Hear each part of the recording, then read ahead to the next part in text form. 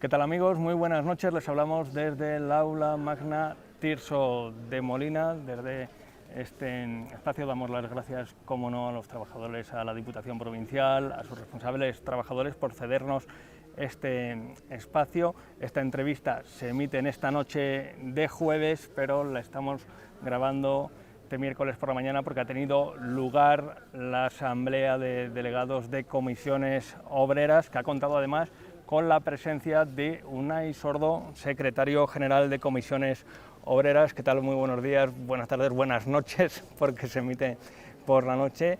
¿Qué tal? Yo creo que es una buena oportunidad para tomar el pulso a lo que es el sindicalismo y cómo están los delegados, ¿no?, aquí en las diferentes zonas. Sí, bueno, buenos días o buenas noches para quien nos esté viendo. Sí, estas asambleas donde nos juntamos con los delegados y delegadas de cada provincia de España es un espacio muy bueno para escuchar, no solo para venir a contar cómo están las cosas a nivel general, sino también para que ellos y ellas nos cuenten pues cómo están sus actuaciones, ¿no?, cómo están sus convenios colectivos, cómo están viviendo la precariedad laboral, cómo ven el panorama, y para la dirección del sindicato pues son muy útiles porque interactuamos mucho con el activo del sindicato y con la gente que está en los centros de trabajo a diario, ¿no? Bien, el trabajo de los sindicatos es constante, pero sí que es verdad que llegamos en un contexto actual político de reformas laborales, de las pensiones, etcétera, etcétera, donde su labor sí que es verdad que salta a un primer plano informativo, ¿no? Sí, porque el sindicato, además de resolver los problemas cotidianos de la gente en el centro de trabajo, al final es un agente social, ¿no? Y tenemos unas funciones reconocidas constitucionalmente que nos llevan a intervenir en negociaciones y en procesos que definen cosas muy importantes en la vida de un país y sobre todo en la vida de su clase trabajadora, pues como es ni más ni menos que el sistema público de pensiones o el modelo laboral. Y es verdad que estamos inmersos en negociaciones muy importantes y que van a definir el tipo de vida que va a llevar la gente en los próximos años, sí.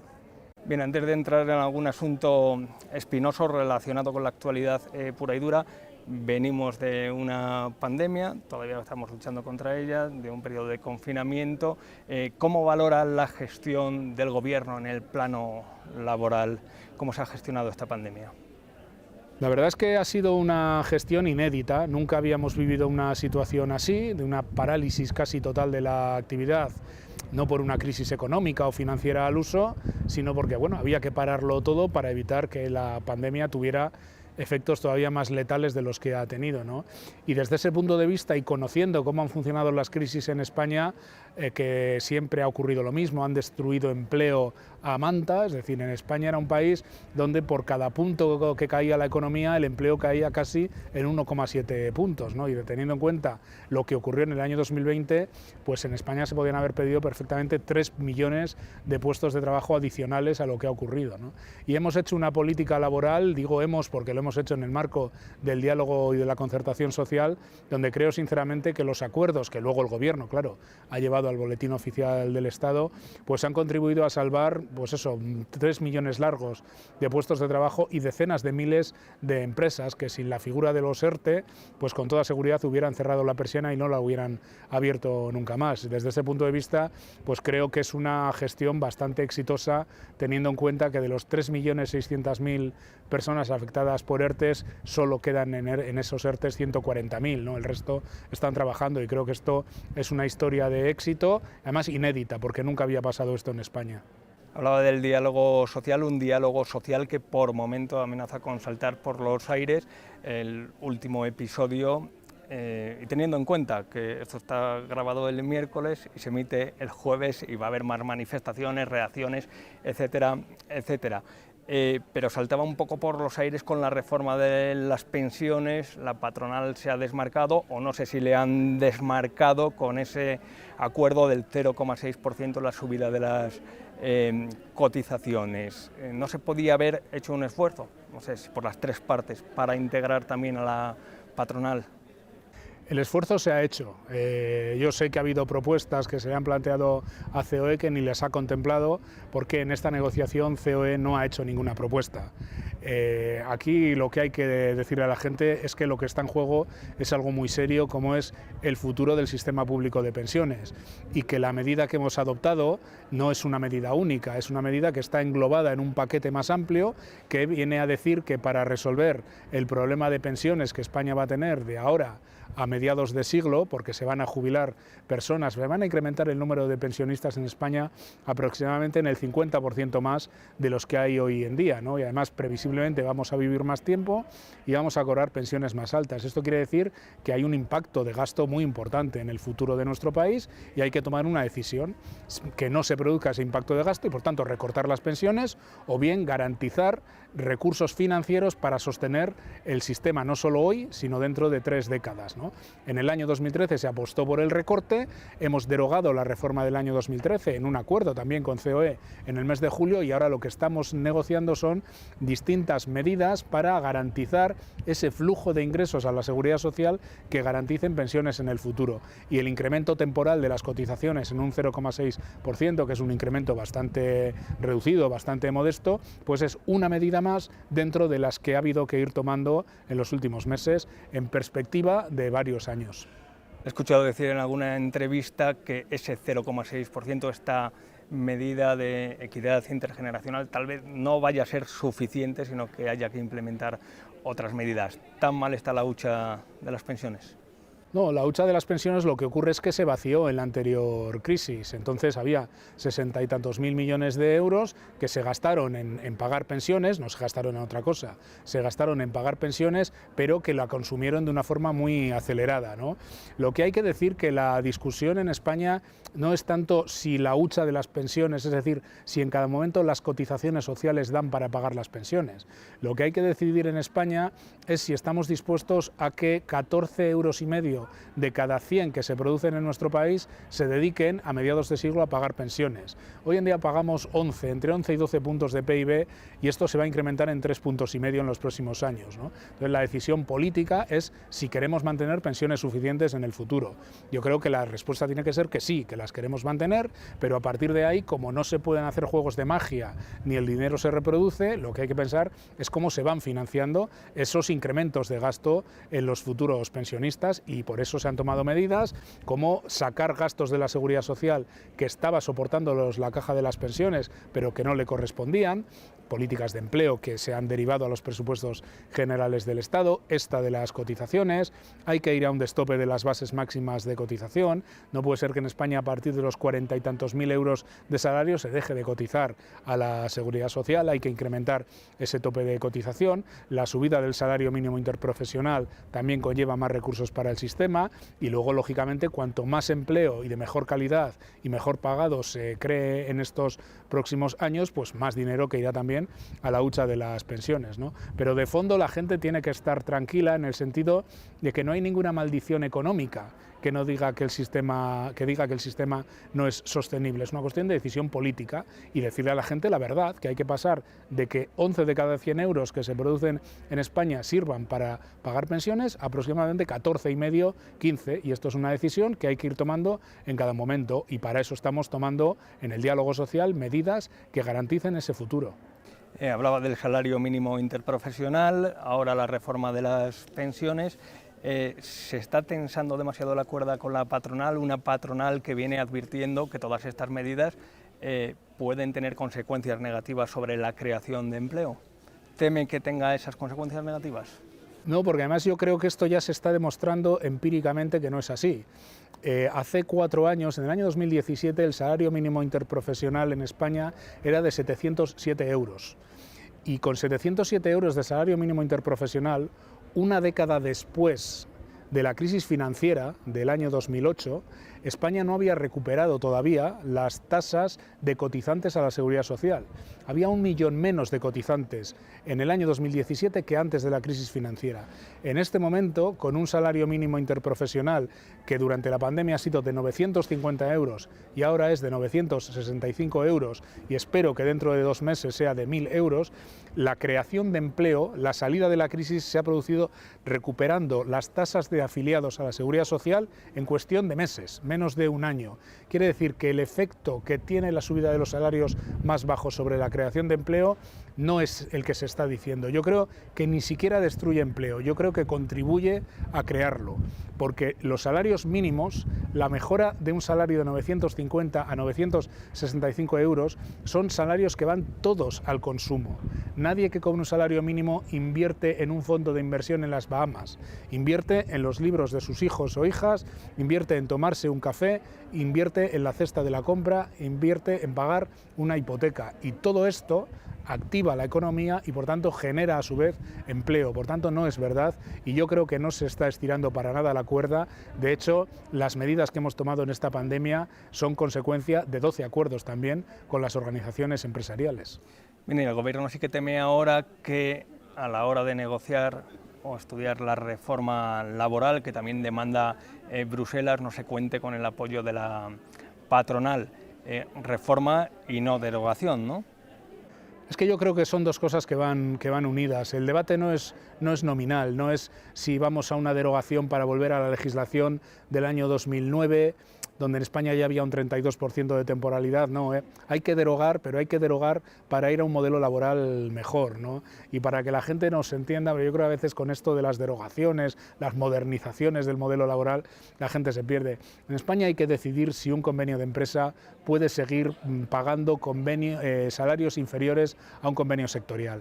Esto no puede ser. No puede ser que en España, por ejemplo, las camareras de piso estén haciendo las habitaciones de los hoteles con salarios de miseria, porque hay convenios de miseria que hacen que tengan que hacer 23 habitaciones y que estas mujeres tengan lumbalgias y tengan lesiones en las manos y tengan un 70% de ellas estén automedicadas, porque hay convenios que son de explotación. Esto no se puede permitir en nuestro país y por tanto hay que recuperar equilibrios en la negociación colectiva, que es lo que genera derechos laborales, y hay que estabilizar la contratación. España no puede ser el país de Europa con la tasa de temporalidad más alta, y hay que buscar elementos para que la contratación sea estable y para que las empresas en España, cuando tienen problemas, en vez de recurrir a los despidos, que es lo que han hecho toda la vida, recurran a fórmulas alternativas, por ejemplo, la adaptación de las jornadas o la reducción temporal de las jornadas de trabajo, como se ha hecho, por ejemplo, en los ERTE.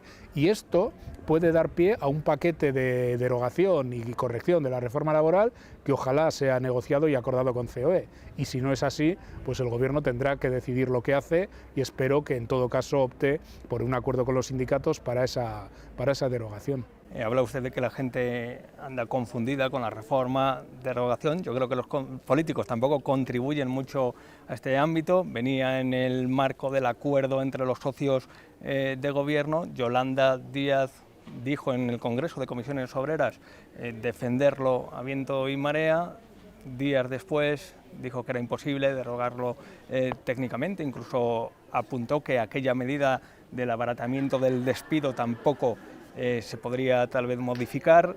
Yo creo que hay cierta confusión también generada, ¿no?, desde el propio Gobierno, entre los socios. Sí, porque a veces en las polémicas políticas, la pugna por los términos y por las palabras pues juega un papel. Y luego porque todos también lanzamos frases para los titulares, y al final, pues yo mismo, para que la gente me entienda, digo, en efecto, hay que derogar la reforma laboral, pero lo que quiero decir es que no se trata de una derogación para volver para atrás, sino que tiene que ser una derogación para mejorar el modelo laboral español, ¿no? Y yo sí creo, en contra de lo que sostiene el Gobierno, no comparto esa visión, que en esta reforma habría que poner restricciones a los despidos. En España es demasiado fácil, demasiado barato y demasiado libre despedir, y si queremos que cuando hay problemas en las empresas, en vez de recurrir al despido, se busquen fórmulas alternativas, pues eso, vinculadas a la reducción temporal de jornada, a los procesos de formación, que van a ser muy importantes, ¿no? Que trabajadores que a lo mejor durante un tiempo tengan que estar trabajando a media jornada puedan percibir una prestación social que les compense por esa caída de los salarios, y a la vez un programa de formación para adecuarse a las nuevas necesidades que tiene, pues, por ejemplo, un proceso de digitalización en la forma de trabajar en su empresa, ¿no? Bueno, yo creo que todo esto está muy bien, pero yo sí pondría restricciones a los despidos, porque si no, la inercia de los empresarios en España siempre ha sido la misma, es al más mínimo problema, despido. Y creo que esto habría que taparlo con reformar también la legislación que facilitó mucho el despido en las últimas reformas laborales. Bien, estamos en los últimos tiempos siendo víctimas de esa crisis energética, subidas de la tarifa de la luz, por otra parte la amenaza sobre las empresas con la crisis de los suministros. ¿Es momento también de repensar un modelo productivo en España? Sí, yo creo que esto es muy pertinente. Yo creo que de hecho los fondos de recuperación europeos están pensados para eso, ¿no? Para impulsar un cambio en la forma de producir, ¿no? Además, está habiendo cambios muy importantes en el mundo. Uno es el que ya he comentado de la digitalización, otro tiene que ver con que la utilización de energías en el futuro va a ser distinta. Hay unas fuentes de energías que paulatinamente van a desaparecer y van a emerger otras, pero esto hace que cambien muchos patrones de producción o los modelos de movilidad, es decir, los coches de combustión, los coches de gasolina, diésel, antes o después paulatinamente van a ir desapareciendo y van a ser sustituidos por coches eléctricos, pero claro, estos coches se hacen de otra manera, con otros componentes, por tanto las cadenas de suministro para esos coches tienen que cambiar, ya no vas a tener que hacer una palanca de cambio, vas a hacer un microchip, ¿no? Y esto requiere de cambios en el modelo productivo. Y luego además yo creo que hay que repensar el modelo de globalización que hemos tenido en las últimas décadas, ¿no? Porque lo que nos ha pasado en esta pandemia es para hacérselo mirar, es decir, que un país, la cuarta economía del euro, pero toda Europa en general, no supiera muy bien cómo hacer mascarillas o cómo hacer hidrogeles para protegernos del coronavirus, o que en este momento tengamos cortes en la cadena de suministro porque casi toda la producción de un montón de sectores se ha trasladado al sudeste asiático, pues creo que nos tiene que hacer pensar algunas cosas, ¿eh? Hay que tener las fábricas más cerca, ¿no? Para surtir al resto de sectores, desde luego en sectores que son estratégicos y que no pueden quedarse al albur pues, de lo que está pasando ahora, ¿no? Que como hemos pasado en un año de que la economía estuviera muy paralizada a nivel mundial a reactivarse muy rápido, hay un acaparamiento de esos suministros que hace que se incrementen mucho los precios y que incluso no lleguen, es decir, tenemos muchos coches parados porque no llegan los microchips para instalar en esos coches. Bien, volviendo al ámbito político, a la figura de Yolanda Díaz, muy aplaudida en el Congreso de Comisiones Obreras, ¿cómo ve este último movimiento en femenino con otras personalidades políticas como Ada Colau, Mónica Oltra, Mónica García? Puede ser el principio de algo. Y ya enlazo con la siguiente pregunta, porque en ese congreso también usted alertaba de cuidado con las disputas entre los socios, no forcemos elecciones anticipadas que pueden deparar quién sabe qué. Sí, es que, vamos a ver, Comisiones Obreras es un sindicato sociopolítico en la medida que no se limita a intervenir en las relaciones de trabajo en el centro de trabajo, sino que aspira a un determinado modelo de sociedad y a definir políticas públicas, ¿no?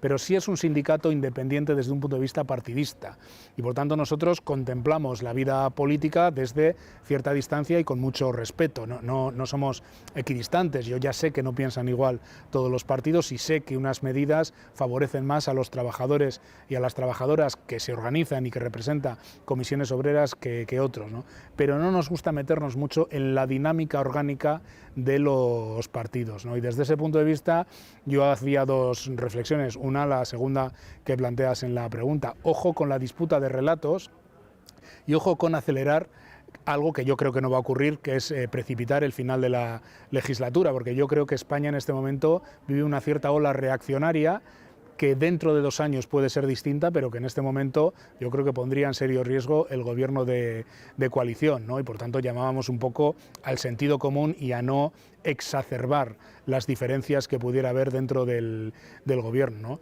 Y a partir de ahí una segunda reflexión. Yo creo que el gobierno de coalición lo que tiene que hacer es no perderse en muchas batallas de relatos electorales o preelectorales y poner en pie una intensa agenda social para tratar de mejorar la vida material de la mayoría social. Porque eso es lo que al final creo que buena parte de la población española va a valorar cuando vuelva a enfrentarse a las urnas, ¿no? Si la gestión de la pandemia, si la gestión post-pandémica ha mejorado sus condiciones de vida, y por esto son tan importantes las reformas laborales, las reformas fiscales, las reformas de pensiones, el refuerzo de los servicios públicos, o no ha mejorado sus condiciones de vida. Y a eso debiera dedicarse el gobierno, los partidos que le apoyan y, si se me apura, también los partidos de la oposición, que también debieran tener mucho que decir en esta disputa, ¿no? y desde ese espacio yo creo que el Partido Socialista es un referente político evidente en España, y en el espacio de lo que hoy conocemos como Unidas Podemos, pues seguramente se configurará otra posición política, otra alternativa en esas elecciones que, bueno, se irá definiendo, pero que tampoco entro yo a evaluar cada uno de los actos que pueda hacer ni la vicepresidenta segunda ni ninguna de las personas que están en esos ámbitos, ¿no? También estamos viviendo un periodo de agitación tras un periodo oscuro de confinamiento. Vuelven las manifestaciones a las calles, pensiones, mareas blancas, ahora el sector del transporte, con un paro en ciernes. Estamos viviendo ese periodo de agitación, y también hay quien dice, si llega a gobernar el PP, los sindicatos también estarían más presentes en las calles. Bueno, es que estamos presentes en las calles. Lo que pasa es que yo creo que hay gente de la que dice eso que mira poco o mira selectivamente, ¿no? Ahora mismo tenemos una huelga general convocada en el Metal de Cádiz por el convenio colectivo. Se ha presentado un conflicto y una huelga en los supermercados de Castilla-León. Yo ahora mismo, antes de salir aquí, veía un poco las noticias, y hoy mismo hay un montón de conflictos, algunos de movilizaciones y otros directamente de huelgas, en un montón de empresas y en un montón de sectores en España, protagonizados lógicamente por los trabajadores y las trabajadoras y sus organizaciones sindicales, ¿no? Yo ya sé que se dice que si el Partido Popular, mira, si el Partido Popular hubiera estado en el gobierno y en vez de hacer una reforma laboral para facilitar el despido, hubiera metido 30 y tantos mil millones de euros para salvar 3 millones de puestos de trabajo, yo le garantizo a quien nos esté viendo que Comisiones Obreras hubiera acordado eso con un gobierno del Partido Popular, exactamente igual que lo hemos hecho con el gobierno de coalición. Lógicamente, si lo que hace un gobierno es una reforma para facilitar el despido y para reducir los derechos de los trabajadores, pues le hacemos una huelga general, como le hicimos dos al Partido Popular, y como se le haríamos a este gobierno si en vez de derogar la reforma laboral, pues se hiciera la reforma laboral del año 2012. Bien, ya que estamos en Soria, y para ir terminando, también habrá conocido esa demanda tras la luz verde de Europa sobre la fiscalidad diferenciada, ayudas al funcionamiento. Va a estar pendiente el sindicato Comisiones Obreras de la aplicación, de la puesta en marcha a partir de 2022 de esta medida, que aquí se ve como el ahora o nunca de la provincia. Lógicamente pendientes vamos a estar. Lo que pasa es que yo sí querría lanzar en este sentido una reflexión, porque el propio nombre de la fiscalidad diferenciada yo creo que encierra alguna trampa, ¿no? Yo creo que en España las políticas de impulso económico y de desarrollo sectorial, en el momento en que los fondos de recuperación europeos pueden impulsar muchísimo la inversión pública, pero también la inversión privada, tienen que tener la variable del reequilibrio del territorio como una de las grandes variables. Y en ese sentido creo que impulsar inversiones en lo que se llama la España vaciada, los territorios de nuestro país donde la densidad de población es mínima porque ha habido un proceso de despoblación muy intenso en las últimas décadas, creo que debiera ser prioritario. En esto estoy totalmente de acuerdo. Yo suelo ser más partidario de apostar por fomentar las inversiones. Llegado el caso, incluso por facilitar, lógicamente, la instalación de empresas en los territorios que más lo necesitan. No soy tan partidario de ir a carreras por bajar los impuestos, donde más los territorios más debilitados son los que pierden siempre. El problema de Soria no es que se reduzca un porcentaje las cotizaciones sociales de las empresas que se instalen en Soria. El problema de Soria es contar con suficientes infraestructuras, con un proceso de digitalización de toda su actividad, que no le hagan dumping fiscal, que no le hagan competencia desleal fiscal rebajando los impuestos comunidades, por ejemplo, como Madrid, que además de tener todo el aparato del Estado, de los ministerios, de las sedes centrales de las empresas, se permite el lujo de reducir impuestos para atraer inversiones que encima les das un factor diferencial respecto a territorios como Soria. Es decir, yo apuesto más por inversión estratégica en territorios como Soria, y ahí estamos dispuestos a aportar todo lo que haga falta, y por contener los episodios de disputa o de competencia desleal que unos territorios en España se puedan hacer respecto a otros, que es, por ejemplo, también lo que estamos defendiendo en Europa, que no haya paraísos fiscales, porque en Europa también hay países que hacen dumping fiscal. El más claro